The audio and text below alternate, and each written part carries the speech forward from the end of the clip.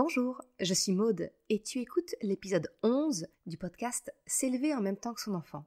Dans cet épisode, je t'explique pourquoi et comment dire non à ton enfant avec bienveillance. Et je t'explique le piège sournois du oui qu'on souhaite tous pouvoir dire à nos enfants.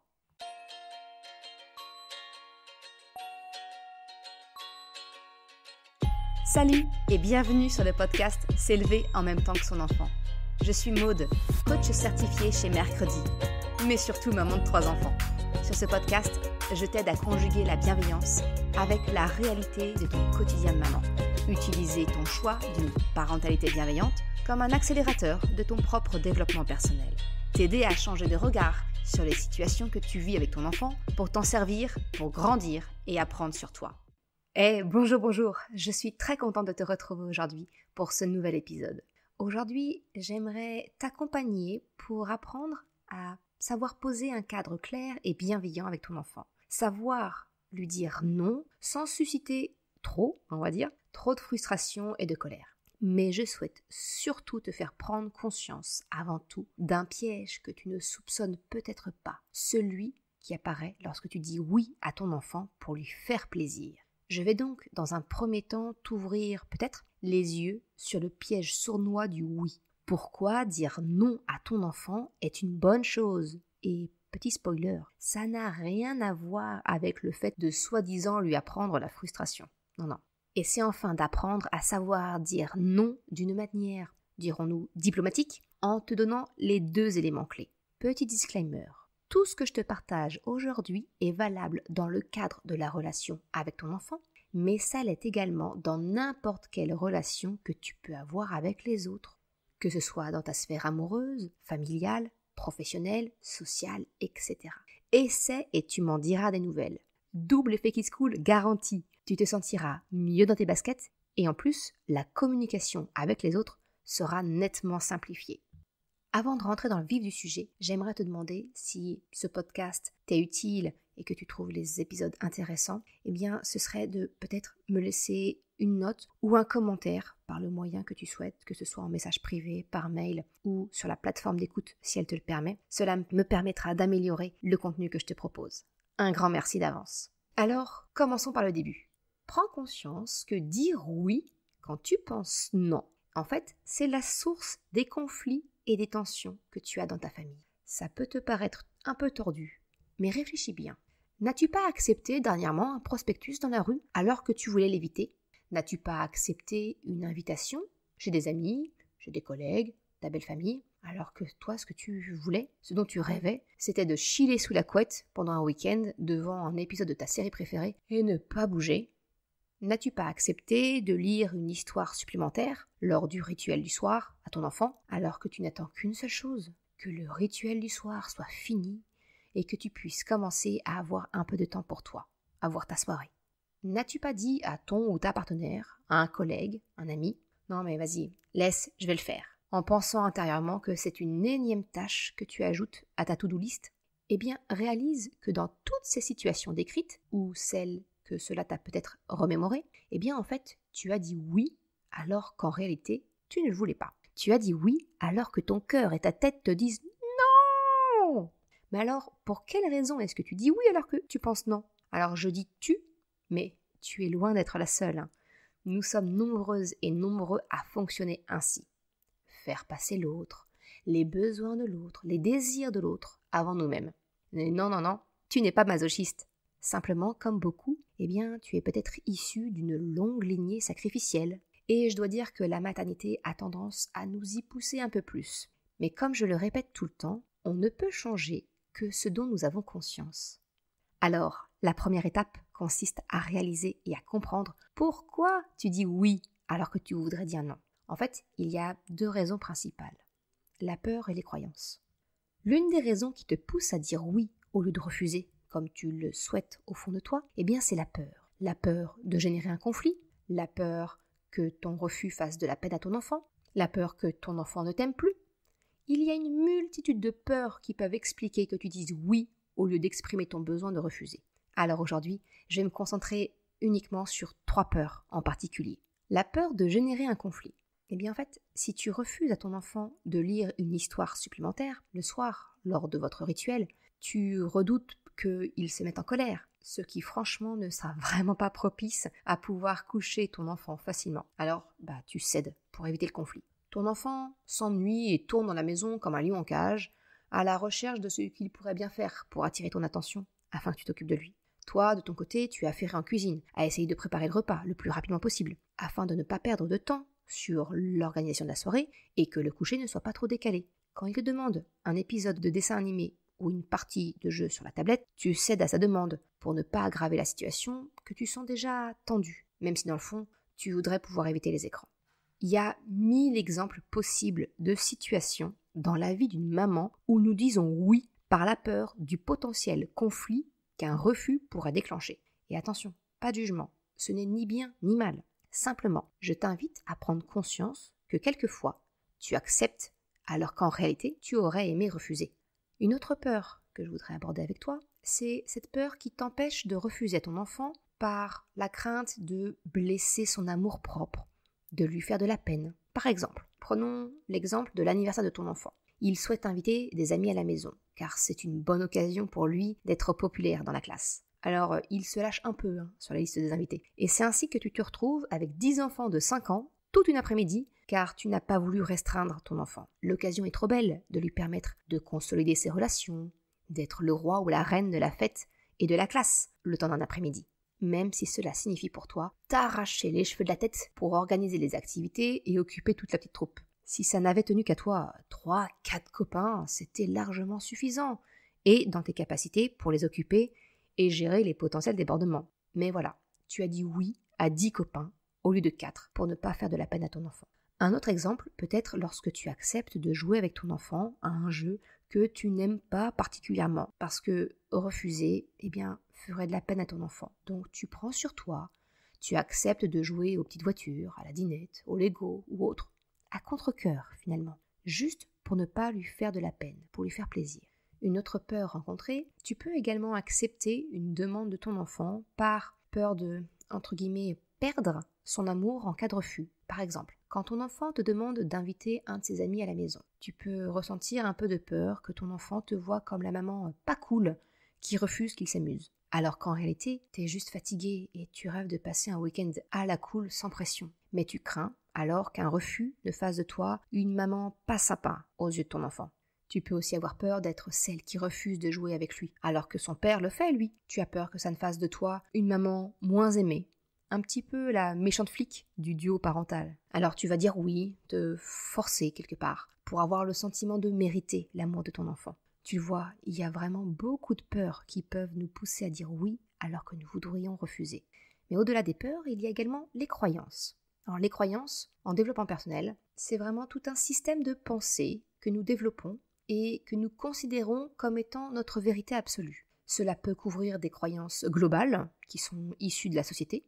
Alors si je te prends un exemple de croyances issues de la société, par exemple ça va être la place du père. Le stéréotype c'est papa au travail, maman s'occupe des enfants. On est bien d'accord, aujourd'hui cette croyance globale, elle est vraiment en train d'évoluer, et heureusement j'ai envie de te dire. Mais voilà, c'est typiquement une croyance de société. Mais il y a également des croyances qui sont beaucoup plus personnelles, qui sont transmises par notre éducation ou forgées par nos propres expériences de vie. Il y a vraiment beaucoup à dire sur les croyances. Et c'est souvent une croyance que je t'aide à faire changer, à faire bouger quand je te parle de changement de regard dans mes épisodes. Mais pour en revenir à notre sujet, j'identifie 2 croyances issues de la société, 2 croyances principales qui finalement nous conduisent à dire oui alors que nous aurions préféré refuser. La première croyance, c'est de penser que dire non, c'est mal. Parce que dans notre société, refuser une demande, c'est plutôt mal vu. Nous sommes habitués, nous sommes conditionnés à ne pas refuser de prime abord. Et ça commence dès notre enfance, quand nos parents réprimaient nos non, nos refus, nos oppositions. Tu vois le lien avec ton choix d'une éducation bienveillante? Et peut-être que comme moi, comme beaucoup, on t'a appris à ne pas t'opposer, à accepter cette forme de domination de l'autre, car c'est l'autre qui décide pour toi. Et quand tu t'opposais, tu faisais face à une contrainte encore plus forte. Alors je ne vais pas parler ici du modèle de relation domination versus coopération. Je ne parle pas ici des impacts que ce type de relation peut avoir sur ta confiance en toi. C'est un point que j'ai abordé dans l'épisode 5, les 4 clés pour développer la confiance en soi de ton enfant. Mais je veux aujourd'hui te mettre le doigt sur la leçon inconsciente que tu as tirée de cela. Nous ne devons pas dire non.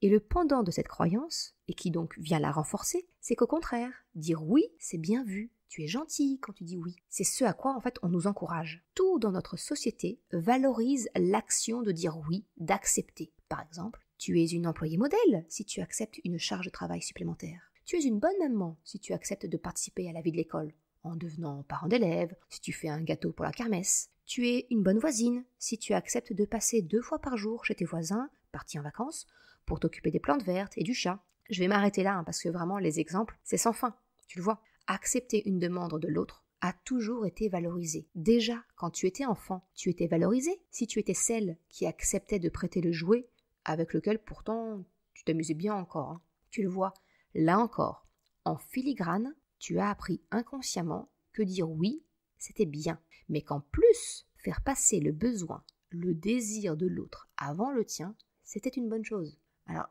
je ne te demande pas de devenir un monstre d'égoïsme, parce que je pense que sincèrement, si c'était le cas, tu ne serais pas en train de m'écouter. Mais je pense qu'au contraire, ça te serait très bénéfique d'apprendre à replacer le curseur un peu plus au centre, entre d'un côté l'égoïsme et de l'autre côté le sacrifice et le don de soi. Et là encore, je te parle en connaissance de cause. C'est vraiment quelque chose sur lequel je travaille sur moi encore énormément aujourd'hui. Bref, tu le vois, il se peut également que tu acceptes quelque chose de ton enfant alors que tout au fond de toi crie le contraire. Poussé par cette croyance que faire passer les besoins de ton enfant avant les tiens, c'est bien, que c'est justement ce qui fait de toi une bonne personne, une bonne mère, une bonne maman. Il y a vraiment 1000 raisons qui peuvent te pousser à dire oui alors que tout en toi crie non. Mais ne te méprends pas, nous faisons toutes et tous cela avec nos enfants, dans nos relations. Ce n'est ni bien ni mal, je le répète encore une fois. Je ne dis pas que tu dois arrêter de le faire.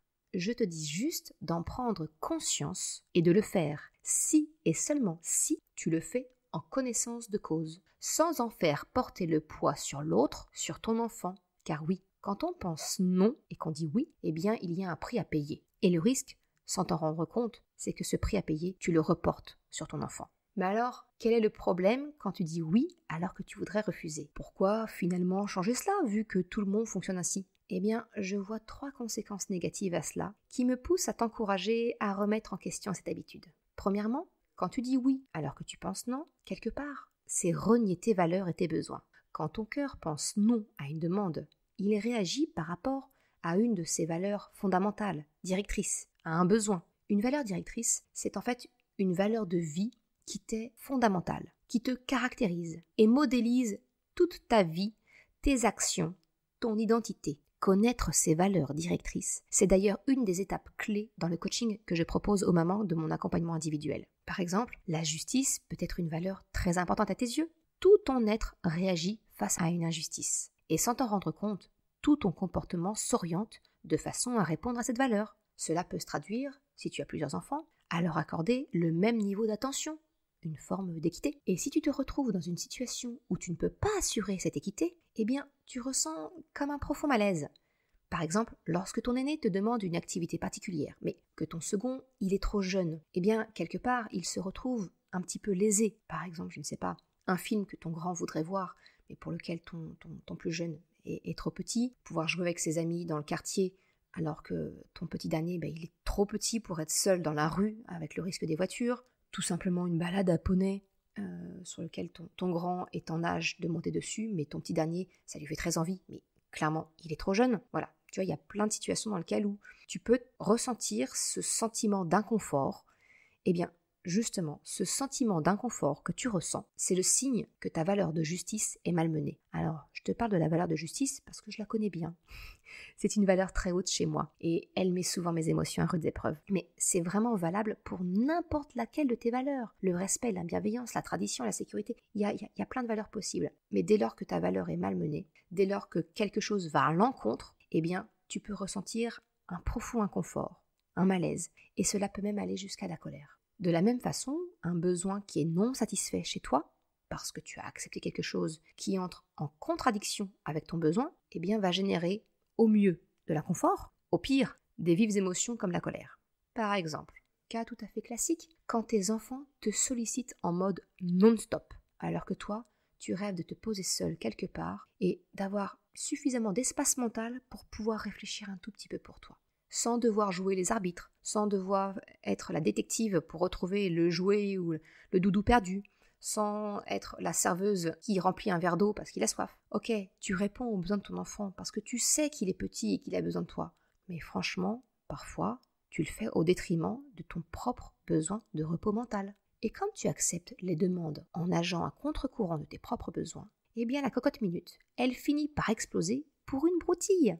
Parce que dire oui en reniant tes besoins ou tes valeurs, ça finit toujours par coûter plus cher à la fin que si tu avais refusé d'une manière diplomatique. Mais ça, on le verra dans la deuxième partie. Je continue sur ma lancée pour te démontrer que dire oui tout le temps n'est finalement pas la bonne solution. Le deuxième effet négatif, c'est que quand tu dis oui alors que tu penses non, eh bien, tu peux, sans t'en rendre compte, développer une certaine forme de rancœur vis-à-vis de ton enfant quand il va de nouveau faire une demande. Tu as le sentiment qu'il pousse un peu le bouchon et tu risques de lui en vouloir pour cela. Inconsciemment, tu vas considérer ton enfant comme redevable parce que tu auras accepté une demande. Par exemple, lors des courses au magasin où il te présente des céréales qui lui plaisent, tu peux te dire « Allez, je vais lui faire plaisir, accepter, même si franchement je me serais bien passé de cet achat. » Mais inconsciemment, tu te dis « Il sera content. » Et puis, il ne me demandera rien de plus dans le magasin aujourd'hui. Sauf que pour ton enfant, cette acceptation de ta part, elle est bien vite oubliée quand vous traversez le rayon des confiseries. Tu risques donc de te retrouver facilement agacé, voire en colère, car après tout, tu as déjà cédé sur le paquet de céréales. Franchement, il exagère, il lui en faut toujours plus.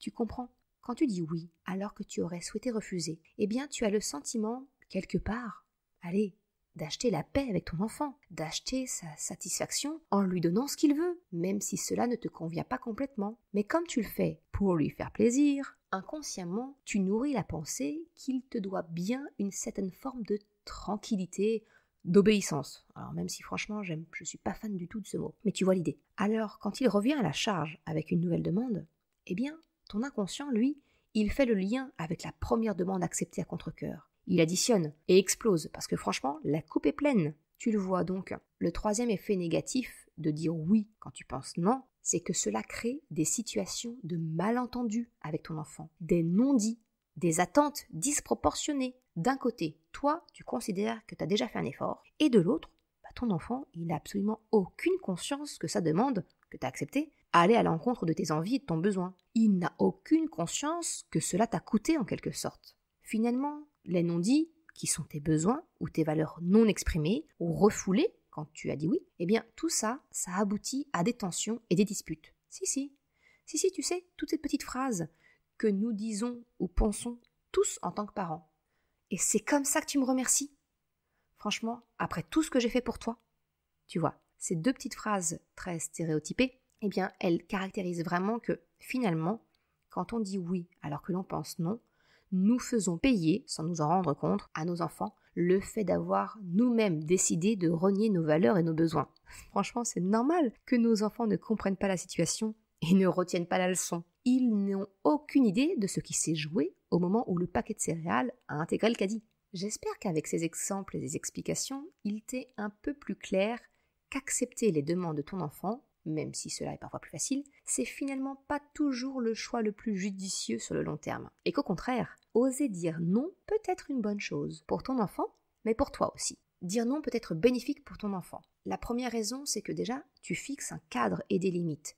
Des règles sont nécessaires pour ton enfant. Parce que le problème, c'est que quand on fait le choix de la parentalité bienveillante, souvent, on intègre l'information qu'il faut écouter le besoin de son enfant et le satisfaire. Le problème, c'est que c'est une compréhension approximative et un peu trop simpliste qui risque de te conduire droit dans le mur. C'est pas aussi simple que cela. Être bienveillant avec ton enfant, c'est accueillir les émotions, les besoins, mais également de fournir un cadre à ton enfant, des règles à respecter, que ce soit pour sa sécurité ou pour lui permettre de s'intégrer à la société.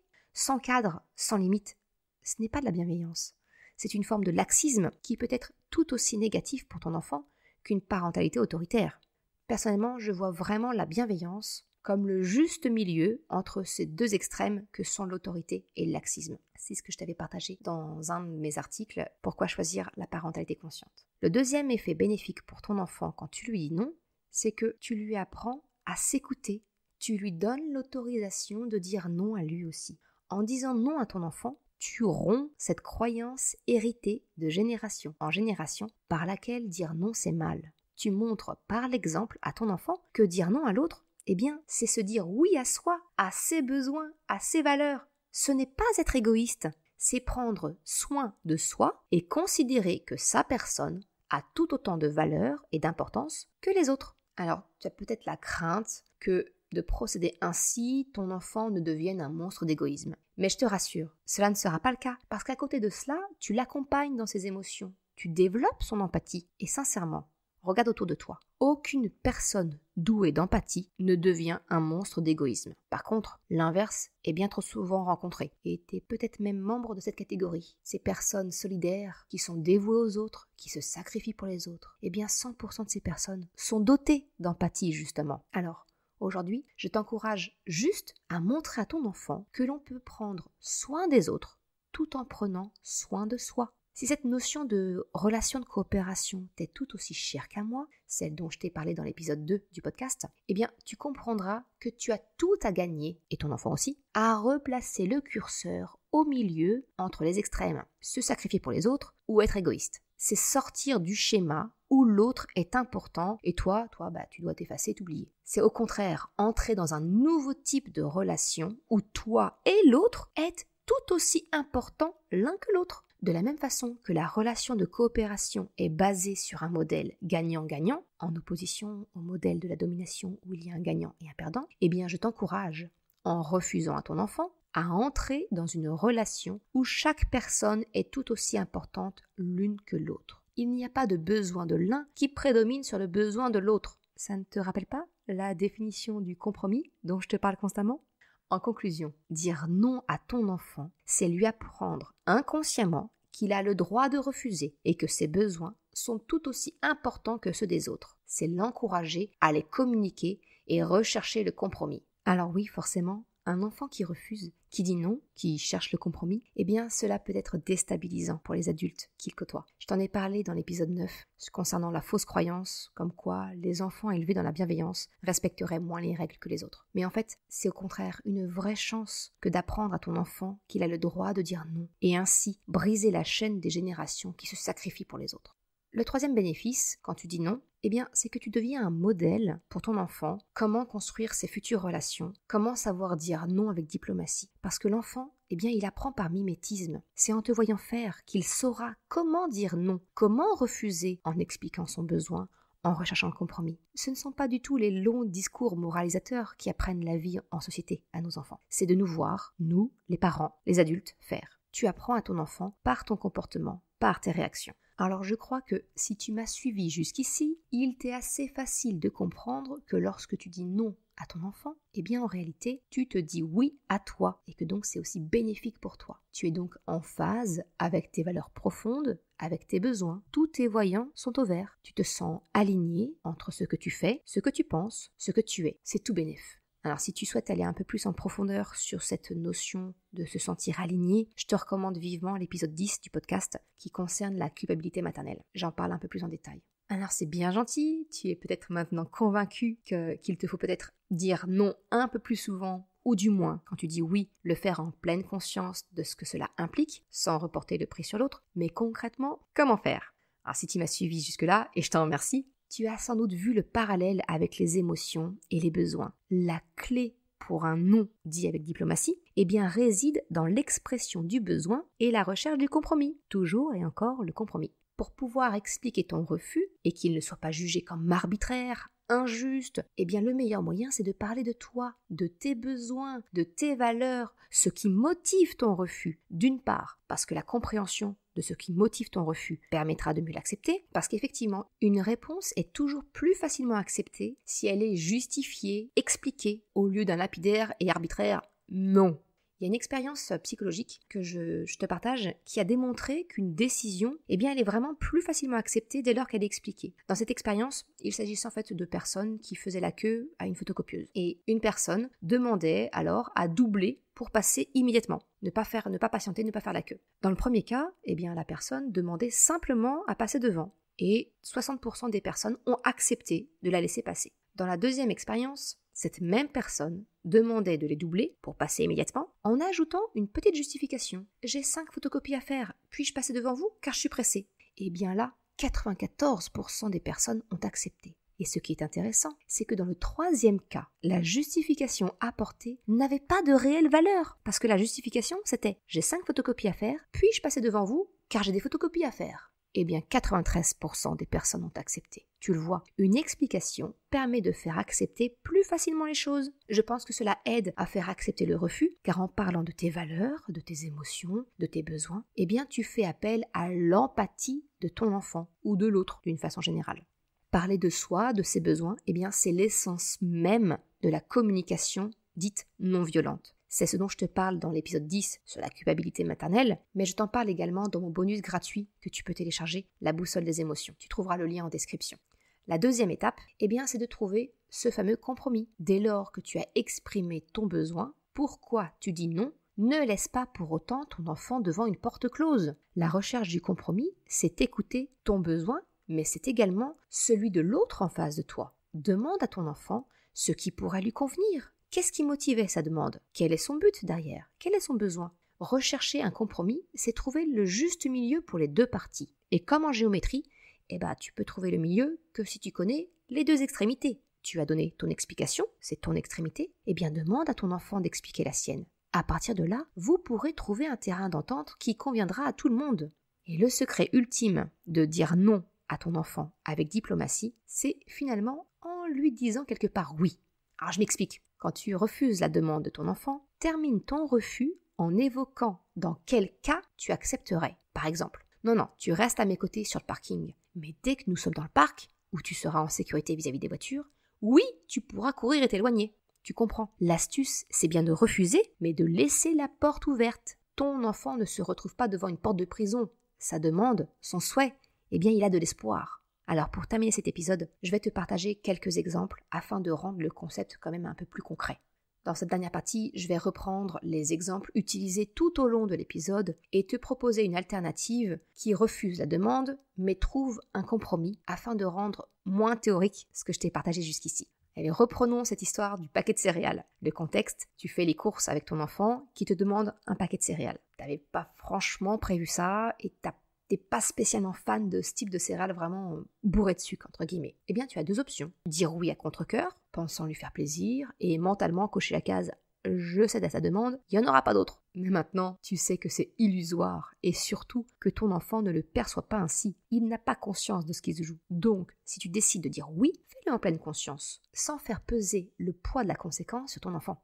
La deuxième option, c'est de dire non avec diplomatie à ton enfant. Explique-lui, par exemple, que tu préfères un petit déjeuner plus sain. Tu acceptes d'acheter une gourmandise, entre guillemets, aujourd'hui, car, ok, on peut manger sainement, mais aussi se faire un petit peu plaisir. Donc, tu es d'accord pour avoir dans le panier de course une petite sucrerie, une gourmandise. Demande à ton enfant ce qu'il préférerait comme type de gourmandise aujourd'hui. À lui de choisir. Dans tout le magasin, il en choisit une. Qu'est-ce qu'il préfère? Une tablette de chocolat? Un paquet de biscuits? Ce paquet de céréales là? Et la prochaine fois, il pourra changer et prendre un autre type de gourmandise. Tu le vois, dans ce cas précis, c'est pas vraiment lui dire non finalement. C'est lui expliquer ta règle interne, qui est pas trop de sucreries, une alimentation saine et variée, tu exprimes ton besoin. Et si finalement il change d'avis au cours des courses et réclame quelque chose dans un autre rayon, alors surtout si ton enfant est petit. Les enfants, surtout les jeunes, ils savent vraiment bien vivre le moment présent et du coup ils peuvent avoir du mal à se projeter. C'est ok, tu lui rappelles juste son choix et tu lui proposes alors de faire l'échange et de reposer le premier article. En procédant ainsi, c'est vraiment gagnant-gagnant. Les besoins de chacun sont entendus et pris en considération. Ton enfant repart avec une gourmandise, toi, tu te retrouves pas avec un rayon de confiserie complet dans ton caddie. Le deuxième exemple, c'était, tu te souviens, ce rituel du soir à rallonge. Une histoire supplémentaire, un massage. Voilà, le contexte, c'est, en fait, derrière tout ça, c'est ton enfant qui cherche à te conserver auprès de lui au moment du coucher. Toi, comme tous les parents, probablement, tu rêves de pouvoir fermer la porte et t'affaler dans le canapé ou simplement avoir un moment à toi ou avec ton ou ta conjointe. Mais voilà, ton enfant te réclame une histoire supplémentaire, un massage, une berceuse, que tu restes près de lui. Encore une fois, t'as deux options. Dire oui à ses demandes, rester encore et encore sans en voir la fin, tu finis par t'énerver et t'agacer car tu vois ta soirée fondre comme peau de chagrin et puis tu finis par exploser et te fâcher. Ou alors, dire non à ton enfant. Tu lui expliques ton besoin. Tu es fatigué de ta journée, tu as travaillé et ou tu as géré le quotidien de la maison, tu n'as pas eu de temps pour toi, seul ou en couple aujourd'hui. Explique à ton enfant, montre-lui le parallèle, que lui, il a eu des moments pour jouer avec ses amis, des moments pour lire ou jouer seul. Eh bien, toi aussi, tu en as besoin. C'est pour cela que, admettons, à 20h30 ou 20h45, 21h, quelle que soit ta limite en fait, mais définis l'heure à partir du moment où débute ton petit moment calme à toi avant d'aller te coucher, ta soirée. Et que le fait de lire une histoire supplémentaire, de faire un massage, de chanter ou autre, eh bien c'est du temps en moins pour toi. Explique à ton enfant que si finalement c'est ce qu'il préfère, une chanson ou un massage, eh bien vous le notez pour demain soir. Et même encore mieux, tu peux lui proposer d'être plus efficace après le repas pour avoir plus de temps pour le rituel du soir. Comme cela, il sera sans doute possible de faire tenir la lecture et le massage avant le début de ta soirée à toi qui débute, admettons, à 20h45 par exemple. Le but, c'est vraiment de responsabiliser ton enfant en lui faisant prendre conscience de tes propres besoins. Ta soirée à toi, elle débute à telle heure. Et s'il est super efficace avant, eh bien le rituel du coucher peut être plus long, sans déborder sur ta soirée. C'est gagnant-gagnant. Si ton enfant t'explique qu'il n'a pas sommeil, eh bien par exemple, tu peux l'autoriser à lire, regarder un livre supplémentaire, seul, dans sa chambre, en autonomie, avec une petite lampe de chevet ou une veilleuse. Je te partage ça parce que c'est vraiment ce qui a sauvé mes soirées avec ma fille qui est un véritable oiseau de nuit. Fais l'essai sur plusieurs semaines avec ton enfant. Fais-lui confiance pour gérer son sommeil. En fonction du besoin que ton enfant va te remonter, tu peux trouver un compromis. Par exemple, s'il a besoin de présence, moi ce qui marche bien avec mon fils, c'est de dire ok, je te laisse la porte ouverte pour que tu puisses entendre les bruits de la vie de la maison. Ça le rassure de nous entendre. S'il te dit qu'il n'a pas sommeil, eh bien propose-lui de lire calmement dans le lit avec une veilleuse. Alors attention, limite la luminosité. Il faut qu'elle soit suffisamment faible pour envoyer le signal au cerveau que c'est l'heure d'aller se coucher et suffisamment forte quand même pour pouvoir voir le livre. S'il te dit par exemple qu'il a besoin, au contraire, justement, il a besoin de la lumière, c'est quelque chose dont il a besoin. Eh bien j'ai envie de te dire, le réveil simulateur d'aube. Nous, c'est ce qui nous a sauvés avec Choupinette. On a mis en place cela avec une aube programmée sur 20 minutes au départ. Maintenant, on a réussi à réduire le processus sur 10 minutes. C'était le temps qu'elle adopte le système. Et franchement, ça lui convient parfaitement. Peut-être que ton enfant, comme ma fille, font partie de ces enfants qui sont très sensibles à la luminosité. Et la lumière décroissante permet d'envoyer le signal du sommeil à l'enfant. Si ton enfant te remonte qu'il a besoin d'être rassuré, alors là, je te parle de mon grand, Chocapic, il a eu cette phase qui a commencé à partir de 6 ans, et tu vois, il va avoir... Alors non, au moment où tu vas écouter l'épisode, il aura déjà ses 8 ans. Mais voilà, depuis à peu près 2 ans, il a cette peur de se réveiller tout seul alors que tout le monde dort. Ça l'angoisse beaucoup. Alors le moyen qu'on a trouvé pour le rassurer, ça a été de lui dire que s'il se réveillait, il pouvait venir nous voir dans la chambre. Il l'a testé pendant plusieurs jours, pour voir si nous tenions parole. Alors nous mettions à ce moment-là, on prenait son matelas, puis on le mettait près de notre lit. Après on lui a demandé doucement d'essayer de se rendormir seul, et que si vraiment il n'y arrivait pas, au bout de plusieurs minutes, il pourrait venir. Ça a suffi à le rassurer, car il sait que nous le ferons. Au moment de se coucher maintenant, il me dit systématiquement pour se rassurer, « Maman, tu sais bien, porte ouverte, et puis quand tu te couches, si je dors pas, tu viens me voir. Je peux bien venir, si je me réveille. » Ouais, tu vois, il a besoin de se rassurer pour se coucher. Et finalement, aujourd'hui, il ne vient plus du tout dans notre chambre, car il parvient à se rendormir seul. Mais voilà, en conclusion, explique ton besoin de moment à toi, à ton enfant. Fixe l'heure afin que ton enfant en ait conscience. Tu peux aussi trouver une horloge et mettre un visuel pour que ton enfant visualise à partir de quelle heure c'est un moment à toi. Ça, c'est le point de départ de ta négociation. Et puis ensuite, écoute son besoin et recherche le compromis. Le troisième exemple, c'est quand ton enfant te demande de la tablette ou une vidéo supplémentaire. Alors voilà, ton enfant, dans le contexte, il souhaite regarder un petit dessin animé, il veut faire un peu de tablette, regarder un épisode supplémentaire, encore et encore. Alors que toi, t'aimerais bien limiter les écrans parce qu'il en a déjà eu aujourd'hui, ou qu'on est en semaine, et que la règle chez toi, c'est qu'il n'y a pas d'écran en semaine. Toujours 2 options. Dire oui, en pensant que ça lui fera plaisir, et qu'en contrepartie, ton enfant sera plus disposé à écouter tes demandes par la suite. Maintenant, tu sais que c'est un vœu pieux, et surtout que c'est la graine du quiproquo. Ou alors dire non avec diplomatie. Si ton enfant a déjà regardé un dessin animé, et que tu considères la durée comme suffisante, tu peux lui réexpliquer la règle. 15 minutes par jour, uniquement pendant le week-end, par exemple. C'est qu'un exemple, je ne dis pas du tout que c'est ce qu'il faut faire. Ce que je veux dire par là, c'est que quand tu refuses la demande d'écran de ton enfant, tu peux refuser en reformulant un oui. Non, pas aujourd'hui, mais samedi, oui, tu pourras regarder un épisode. Tu préférerais regarder l'épisode le matin ou l'après-midi? L'idée, c'est de dire non, mais d'évoquer le moment où ce sera un oui. Fais-lui revivre ce qu'il vient de voir. Quel a été son moment préféré dans l'épisode? Demande-lui de t'expliquer l'histoire. C'est une manière douce, tu vois, de détourner tout en parlant de quelque chose qui l'intéresse. Et si ton enfant s'oppose fortement à ton refus, eh bien tu peux lui proposer de redéfinir les règles avec lui, en prenant en compte son besoin et le tien. Pour donner un exemple, chez moi, la règle, elle a évolué avec mes enfants, parce qu'ils grandissent. Donc la règle évolue forcément. Au début, c'était pas d'écran du tout en semaine et seulement 30 minutes dans le week-end. On est ensuite passé à une version hybride, où c'était 30 minutes le samedi et 30 minutes le dimanche. Puis ça a été étendu également au mercredi, 30 minutes. Parce que voilà, mes enfants grandissent aussi. Et maintenant, on est arrivé à une nouvelle version où on peut ajouter d'une manière non systématique 15 minutes les soirs où il n'y a pas de contrainte le lendemain, c'est-à-dire le mardi soir et le vendredi soir. Tu vois, la quantité de temps, elle a augmenté car mes enfants ont grandi et aussi parce que les supports digitaux se sont diversifiés. Là, ça fait 6 mois maintenant qu'on a une console de jeux familiale qui a fait son apparition. Donc effectivement, ils aiment bien regarder des dessins animés, mais ils aiment bien aussi faire un petit peu de jeux vidéo. Et j'avoue, on joue aussi avec eux, donc c'est aussi un moment en famille. Donc voilà, la règle, eh bien, on l'a redéfinie ensemble, on l'a fait évoluer pour s'adapter. Le dernier exemple que je veux te parler, c'est par exemple quand ton enfant veut inviter un ami à jouer à la maison et que toi, t'es juste éreinté de ta semaine, la maison est en pagaille, t'as 3 paniers à linge qui t'attendent, t'as franchement pas envie de devoir gérer un enfant en plus. Et bien là encore, 2 options. Tu dis oui pour être cool, pour faire plaisir à ton enfant, avec l'arrière-pensée inconsciente que comme tu lui fais plaisir, il te sera d'une certaine façon redevable et que quand tu lui demanderas de ranger son linge, par exemple, ça passera comme une lettre à la poste. Toi et moi, on est bien consciente que ce n'est pas comme cela que ton enfant verra la chose. Ou alors dire non avec diplomatie. Explique à ton enfant ton besoin. T'es fatigué, t'as pas l'énergie nécessaire pour accompagner 2 enfants et t'as encore beaucoup de choses à faire dans la maison. Alors tu peux entendre son besoin, qu'il s'ennuie, en lui proposant une activité à faire ensemble qui vous plaise à tous les deux dès que tu as terminé et propose-lui de t'aider pour aller plus vite. Ça marche pas à tous les coups, mais suggère-le, tu pourrais être agréablement surprise. Et tu peux également tourner ton non vers un oui. Ce week-end, tu ne t'en sens pas la force. Par contre, tu envoies dès maintenant un message aux parents du copain pour lancer une invitation pour samedi prochain. Voilà ce que je voulais te partager aujourd'hui. Poser des limites, un cadre avec bienveillance, en apprenant à dire non de façon diplomatique. Et surtout, prendre conscience de tous tes oui dits à contre-cœur. Ce que je souhaite que tu retiennes avant tout, c'est bien cela. Quand tu dis oui, interroge-toi. Est-ce un vrai oui ou bien une part de toi voudrait dire non ?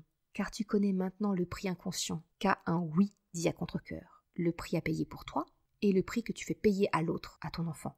N'oublie pas que tout changement passe en premier par la prise de conscience et que surtout, ça ne se fait pas en un claquement de doigts, mais plutôt une évolution lente et constante. C'est en pratiquant que cela deviendra de plus en plus facile et systématique. J'espère que ça te donne quelques prises de conscience et quelques pistes. Je te remercie d'avoir écouté cet épisode jusqu'à la fin. Tu retrouveras une retranscription sur le site merrecredi.com.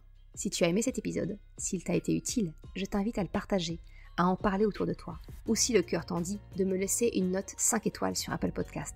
Cela me permet de faire connaître le podcast et m'encourage à progresser. Un grand merci à celles et ceux qui prendront le temps de le faire. Je te souhaite une excellente journée, après-midi, soirée, quel que soit le moment où tu écoutes, et je te dis à très vite dans un nouvel épisode. Ciao!